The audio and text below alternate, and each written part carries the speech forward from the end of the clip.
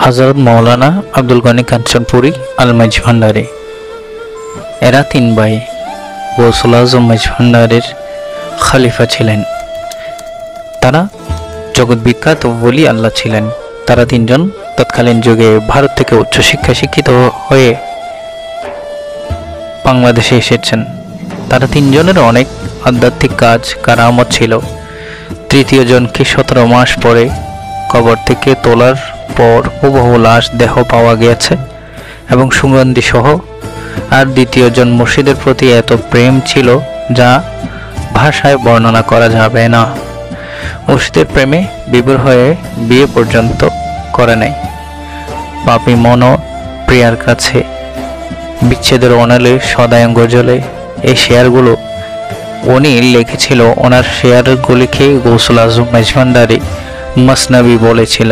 লোকমুখে শোনা যায় তিনি নিজের বক্ষকে ফেটে পানিতে দিয়েছিল। অনেক লোক দেখেছিল। উনি মনিবের রঙে রঙিন হয়ে ফানাফিল্লা স্তরে পৌঁছেছিল।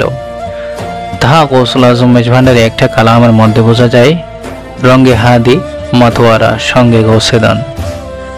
আর প্রথম ব্যক্তি ওনাদের মেজ ভাই। প্রথম দিকে উনি মাঝভান্ডার শরীফের বিরোধী লোক ছিলেন।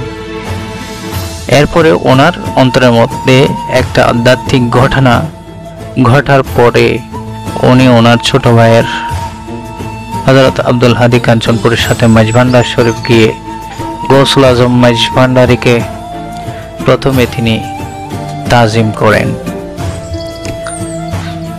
এবং বলেন আয়নায়ে বারি। উনি ফার্সি ভাষায় আয়নায়ে বারি নামক একটি কিতাব লিখেছিলেন, যাহা ওলি আল্লাহ সাধক আলেম সমাজে খুব প্রশংসিত হয়েছে, যাতে আধ্যাত্মিক ব্যাপারে অনেক উচ্চমার্গীয় লেখা আছে। তিনি আত্মপাঠ আত্মপরিচয় সহ অনেক কিতাব লেখেন।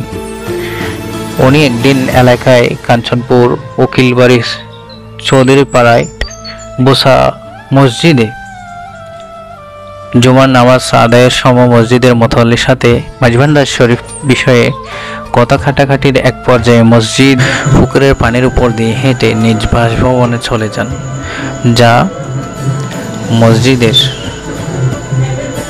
মধ্যে থাকা অনেক মানুষ তা দেখেছেন। এলাকায় লোকমুখে শোনা যেত উনি বাঘের উপর বসে মাঝভান্ডার শরীফ যেতেন।